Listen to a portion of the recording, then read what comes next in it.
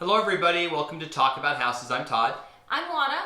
So today we are going to talk about the advantages and disadvantages of buying a house in an HOA, which is a homeowners association. So we'll start with some advantages, and I'll let you go first. What is one advantage of buying in an HOA? One advantage of buying in an HOA is that your neighbors cannot park their car on the front lawn. Yeah, that is an advantage. There are rules, CC&Rs, covenants, codes, and restrictions, Yes. right? So there's rules. They have rules, and the idea is to protect home values, and then make it so you have a nice place to live that is conformity. Because one of the most important things for maintaining a home value is that the neighborhood conforms. That when people drive through it, the houses look the same. That the paint schemes are relatively similar, that the yards meet a standard, and there's not a car out front on blocks parked in the middle of the thing.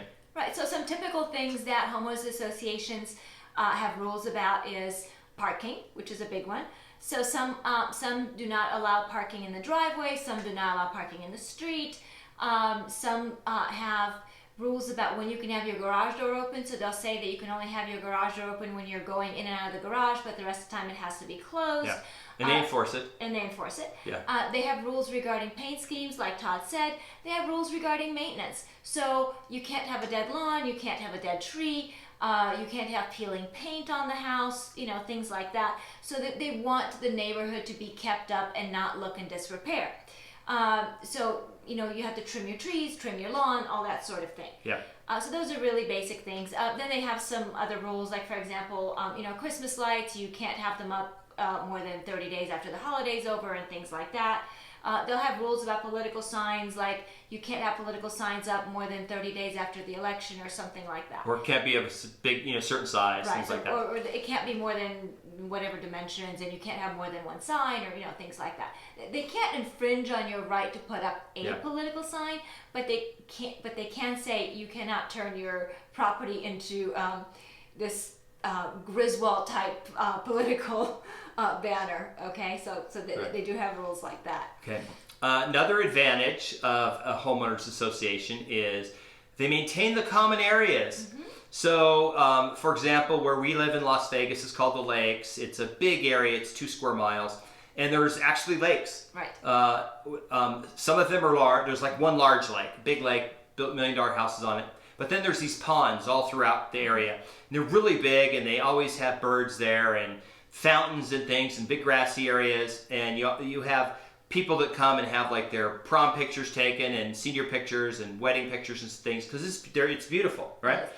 They go paint all the walls, like they trim all the trees around the roads and cut the grass and make sure all the plants are being watered. Right. Common area, so it makes the whole neighborhood look nice. Yeah, I mean, the other thing that a lot of them will have is they'll have security, whether it's a security patrol or whether it's guard gated or just a regular gate, or you have common areas like maybe parks or a community pool or a community clubhouse, things like that. And HOA fees vary greatly. Yeah. So they vary from a few dollars a month to a few $1,000s a month, depending on where you are. So maybe if you're in a high rise, your HOA fees might be, $1,200. Yeah. Or a month. Or even more a month, depending on the size of the unit and where it is and that sort of thing. Yep. So HOA fees vary greatly, and what they cover varies greatly. There are HOAs that exist basically in name only, and they charge a few bucks a month, but they really don't do anything. Yeah. So when you are buying a house or an apartment or a condo in an HOA, look at what that covers and see if there's value in there for you, because that can be a good chunk of change that maybe you can use in other ways. Because remember, HOA fees are something that are constant. So even after your mortgage is paid off, you still have those HOA fees every month. And HOAs fees generally go up, not down. They're kind of like taxes. They go up, not down, right? So that is a concern. Another advantage of an HOA is if you have a neighbor who is running a business out of their house, and there's always cars driving up and people being dropped off, and they're making noise all the time. There may be rules that say, hey, there can be no businesses. Another advantage of an HOA is they may say no short-term rentals, which means you just don't have someone buys your house next door and then every week you have a different person living there, throwing parties, making noise, and being unruly because they don't care because they're going to leave the next day, right? Okay, so there's a lot of advantages. Now let's talk about some disadvantages of HOAs. So what's one big disadvantage? You cannot paint your house any color you want. Okay, so, you lose some freedoms. Right. So, like Todd said, it does limit the way you use your property. So it limits, how you paint your house. It limits the, whatever political signs you can put up. It limits your ability to rent the property. There are communities that actually don't allow rentals. Owner occupants only. It's perfectly legal. They can do it. You can say, "Oh, I bought. I'm the owner. I can do whatever I want." Well, you can't. You're subject to the HOA. Right. So that's a disadvantage. You loss of use of some of the things you might want to do. Right. So you are really signing away some of your property rights. That's really the bottom line of an HOA. You are signing away some of your property rights. Yep. So you do have to be aware of that. And of course, another disadvantage is the money bit. Yeah. They can be expensive, like we talked about. Yeah. So here's an example. You're in a high rise. The HOA has said, "Hey, because it's during COVID, we're making this video during COVID, and we're not wearing masks because we're social distancing here." But and you get in your elevator to go up to and you're the only one in the elevator. And while you're in your elevator, you take off your mask because you're tired of wearing the mask. And there's a little camera in the elevator, and they take a picture of you, and they send it to you and say it's $100 fine because the HOA rules say you have to wear a mask at all times in any common area, hallways, elevators, and everything. And we have a picture of you in the elevator with the mask off. We have a video of you walking into your unit, and they fine you. Right. So that's another disadvantage. You could be fined for stuff. So let's name some things. One is very aware of what can be fined for because she does manage quite a number of properties. So what are some things you could be fined for? Let's just put down the list, only things you could be fined for. Okay.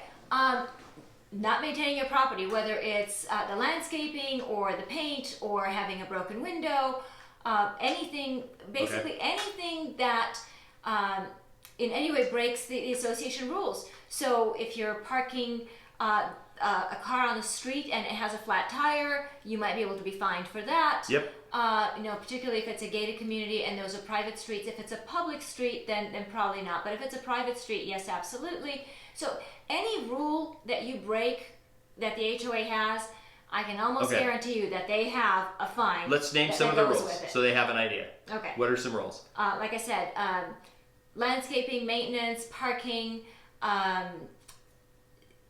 What about barking dog? A dog is barking very loudly, and the neighbor complains, and the community says that you can have a dog, but if it barks and disturbs the neighbors, we fine you. Right. We've had that one. Yeah. What about this?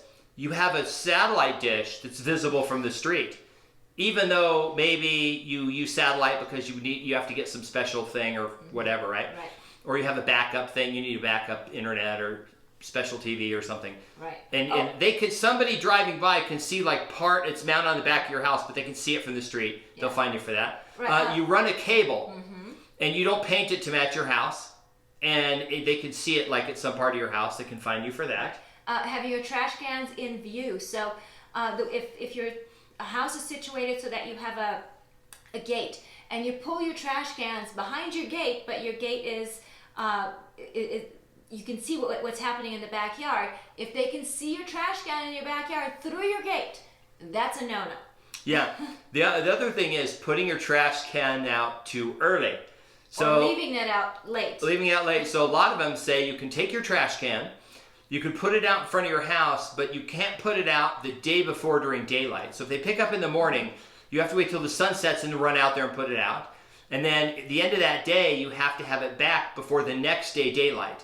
So you can have it out all night, but then the next morning, if they drive through the neighborhood and they'll take a picture of your trash can in front of your house, and then they just send you a fine. And then, another disadvantage is very difficult to win against the HOA because you're really at the whim of the 5 or 6 people who run it.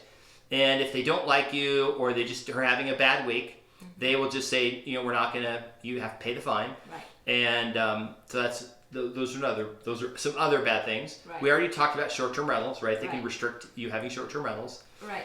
You know, look, at the end of the day, like with anything else, there are pros and cons for HOAs. Yep. Personally, I am overall a fan of HOAs because I like having a community that has rules regarding how all of the homes look, because I want my property value maintained. I appreciate that we all have property rights, and I am not fond of giving up my property rights. But on the other hand, I am very fond of everybody in the neighborhood doing a good job of maintaining their landscaping, their homes, maintaining all of our property values, because for most of us, our home is our single largest investment, and I'm appreciative of the HOA protecting our single largest investment. Yep. If you made it to the end of the video, thank you very much. Please subscribe, hit the notification bell, and if there's any specific topic you want us to cover, just put a comment in the notes and say, hey, can you guys do a video about this? And if we think it's good, we'll just do it. We'll just do a video, and then we'll just say hi to you in the video. Probably. Absolutely, we'll give you a shout out. Shout Absolutely. out. Tell everybody to subscribe to your channel or something. Yes. Yeah. Anyway, that is our update about the advantage and disadvantage of HOAs, and thanks for watching. Bye. All right. Bye.